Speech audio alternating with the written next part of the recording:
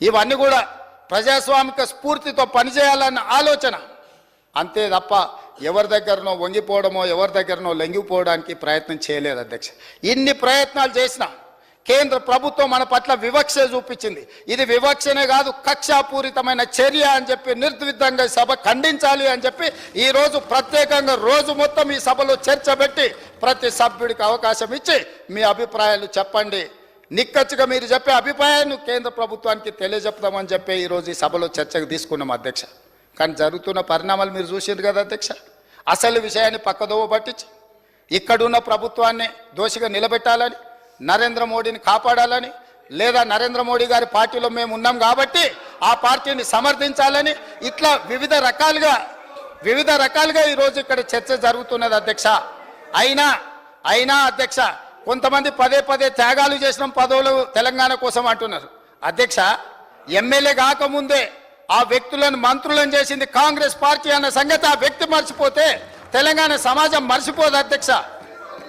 ఏది లేనప్పుడు, ఏ దిక్కు ఏ దివానం లేనప్పుడు, వార్డు మెంబర్ కానప్పుడు ఆ రోజు మంత్రి పదవి ఇచ్చింది కాంగ్రెస్ పార్టీ శ్రీమతి సోనియా గాంధీ గారన్న సంగతి వారు మర్చిపోతే ప్రజలు క్షమించరు అధ్యక్ష. అదేవిధంగా అధ్యక్ష ఈరోజు కొన్ని అంశాలను నేను మీ ముందు ప్రస్తావించదలుచుకున్న అధ్యక్ష. నేను ఎక్కువ రాజకీయాల జోలికి పోదలుచుకోలేదు. రాజకీయపరమైన చర్చలకు ఇంకా చాలా రోజులు సమావేశం ఉంది.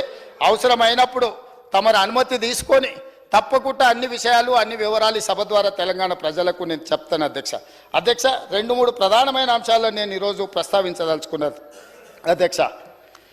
ఈ సభలో దేశంలో జరుగుతున్న పరిణామాలను ఈ సభ ద్వారా తెలంగాణ సమాజానికి చెప్పాల్సిన అవసరం ఉన్నది అధ్యక్ష.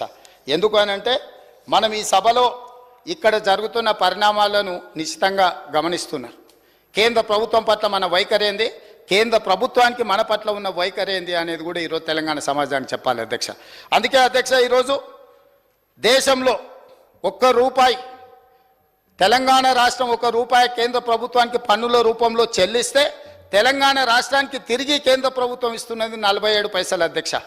కానీ అదే బీహార్ రాష్ట్రం ₹1 పన్ను చెల్లిస్తే బీహార్ రాష్ట్రానికి ₹7.26 వాళ్ళకు తిరిగి వస్తున్నాయి అధ్యక్ష. ఉత్తరప్రదేశ్ పరిస్థితి అదే అధ్యక్ష. అదేవిధంగా అధ్యక్ష గత 5 సంవత్సరాలలో తెలంగాణ నుండి ₹3,68,000 కోట్ల పన్నుల రూపంలో తెలంగాణ ప్రజలు కేంద్ర ప్రభుత్వానికి చెల్లిస్తే కేంద్ర ప్రభుత్వం తిరిగి తెలంగాణకి ఇచ్చింది ₹1,68,000 కోట్ల అధ్యక్ష. అంటే ఈరోజు తెలంగాణ రాష్ట్రం చెల్లిస్తున్న పన్నులు తిరిగి కేంద్ర ప్రభుత్వం మనకిస్తున్న నిధులు ఇది అధ్యక్ష. ఈరోజు చాలామంది కేంద్ర ప్రభుత్వం మీకు అమృత్ ద్వారా మీకు 3,500 ఇచ్చిండ్రు, 3,500 కోట్లు ఇచ్చిండ్రు. నేను అడుగుతున్నా లేకపోతే ఇంకేదో ఇచ్చిందని. ఏం గుజరాత్లో మోడీ గారి ఎస్టేట్లు అమ్మి మనకేమన్నా ఇచ్చిండా అధ్యక్ష? లేకపోతే ఆయన జాగీర్దారు భూములు ఏమన్నా అమ్మి మనకేమన్నా గుజరాత్ నుంచి మనకేమన్నా అదనంగా ఇచ్చిండా అధ్యక్ష? తెలంగాణ రాష్ట్రం 3,68,000 కోట్ల పన్నుల రూపంలో 5 సంవత్సరాల కేంద్ర ప్రభుత్వానికి చెల్లిస్తే కేంద్ర ప్రభుత్వం తిరిగి మనకు విడుదల చేసిన నిధులు ₹1,68,000 కోట్ల మాత్రమే. ఇది ఎవరి దయా దాక్షిణ్యం కాదు, ఎవరి ఆస్తులు మాన్యాలు అమ్మి తెలంగాణ రాష్ట్ర ప్రజలకు ఇవ్వలేదు అధ్యక్ష. ఇది ఎవరి దయా దాక్షిణ్యం కాదు.